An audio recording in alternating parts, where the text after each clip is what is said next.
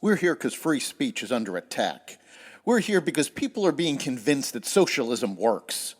We're here because people are being judged guilty until proven innocent. We are fighting back with facts. This is not a safe zone, so buckle up, Buttercup. This is the raw, naked truth.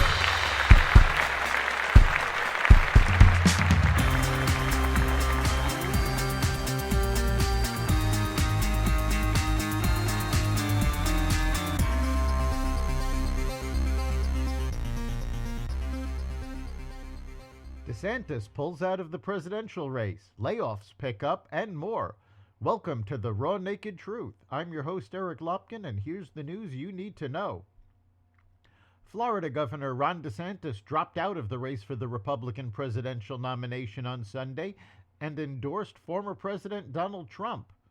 DeSantis, once considered Trump's main rival, was polling in the single digits ahead of Tuesday's New Hampshire primary and said in a video posted on X that he couldn't ask supporters for their time and money if we don't have a clear path to victory. Trump's campaign said it was honored by DeSantis' endorsement and called for Republicans to rally behind the frontrunner.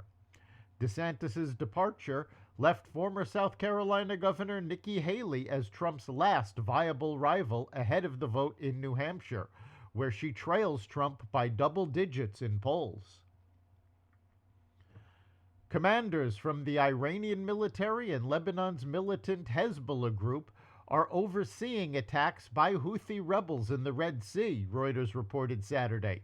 Sources told the outlet that military leaders from both factions are on the ground in Yemen to help coordinate the attacks, and that Iran is continuing to fund the Houthis directly with weapons and training.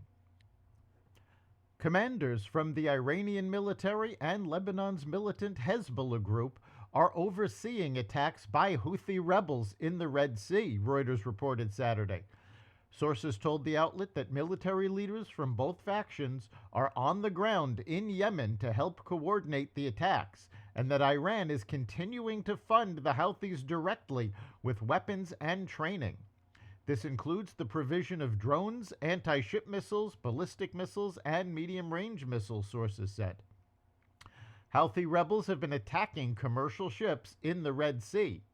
Iranian and Hezbollah officials have repeatedly denied involvement in the attacks.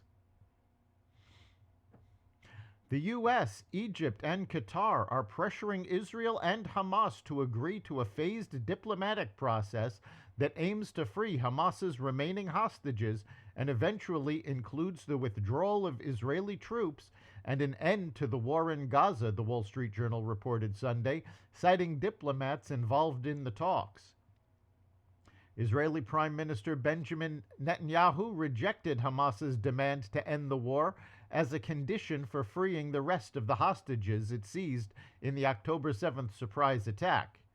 A senior Hamas official, Sami Abu Zuri, told Reuters that Israel's refusal to end its Gaza offensive means there is no chance for the return of the Israeli captive. Middle Eastern experts have stated if Hamas ceases fire, there will be peace. If Israel ceases fire, Israel will cease to exist. Russia was China's top supplier of crude oil in 2023, surpassing Saudi Arabia, according to data released on Friday. This represents a large circumnavigation of Western sanctions by China in order to purchase cheap petroleum for its workforce. Russia shipped 107.02 million metric tons of oil to China last year, significantly more than any other nation. This equates to nearly 2.14 million barrels of Russian crude oil per day entering the country. The second-place Saudis shipped just 85.96 million metric tons of oil to China, a decrease of 1.8%.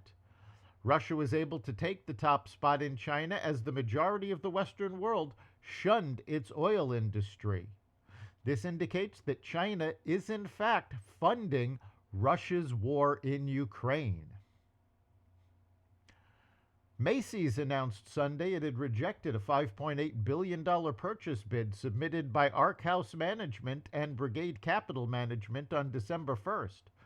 Macy said Arkhouse's offer to buy Macy's shares it doesn't already own for $21 a share showed a lack of compelling value for the struggling department store company. Macy said last week it was closing 5 more stores and cutting 3.5% of its workforce. Arkhouse has said it might raise its offer or take the matter to shareholders. Macy's shares surged after initial reports on the bid to take the company private, but later gave up a big chunk of the gains. The stock closed Friday at $17.63, putting the company's market cap at $4.8 billion, according to the Wall Street Journal. Amid continued financial woes, Sports Illustrated on Friday announced a series of widespread layoffs. These layoffs affected the sports magazine's writers and editors and could reportedly impact all of the remaining editorial staff of the publication. The layoffs come as Sports Illustrated was unable to finalize payment of its licensing deal, resulting in a breach of its publisher's contract.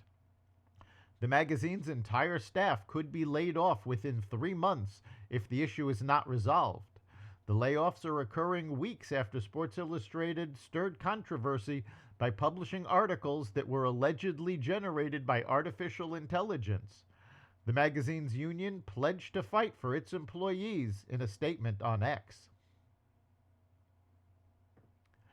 An increasing number of high schoolers are working after school and summer jobs these days as more part-time work becomes available, according to the Washington Post.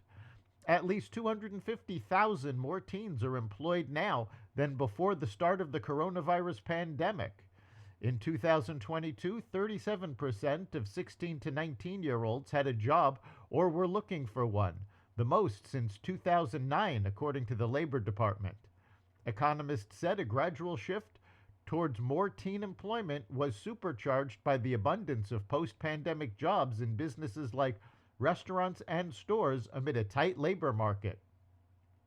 They're energetic and ready to work, which wasn't really the case with the previous generation of millennials, Albuquerque pizzeria owner Nilo Gonzalez told the Washington Post. That's the Raw Naked Truth. You can catch every episode of The Raw Naked Truth at xvadio.com, the Apple Podcasts app, Google Podcasts, Spotify, iHeartRadio, Audible, Amazon Music, and other platforms that respect freedom of speech. We'll see you next time.